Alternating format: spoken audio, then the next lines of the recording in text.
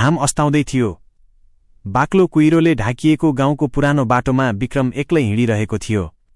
टाढा टाढासम्म सुनसान, केवल हावाले हल्लाएका सालका रुखहरूबाट आउने सुस्केरा जस्तै आवाज। विक्रम बाल्यकालपछि पहिलो पटक त्यो गाउँ फर्किएको थियो। गाउँको बीचमा उभिएको पुरानो घर अझै उस्तै थियो, चर्किएका पर्खाल, भाँचिएको झ्याल र अँध्यारो भित्रबाट झुल्किने अज्ञात छाया।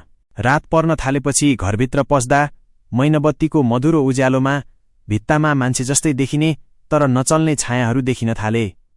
अचानक पछाडिबाट कसैले फुसफुसायो, विक्रम किन फर्कियौ? उसको सास रोकियो।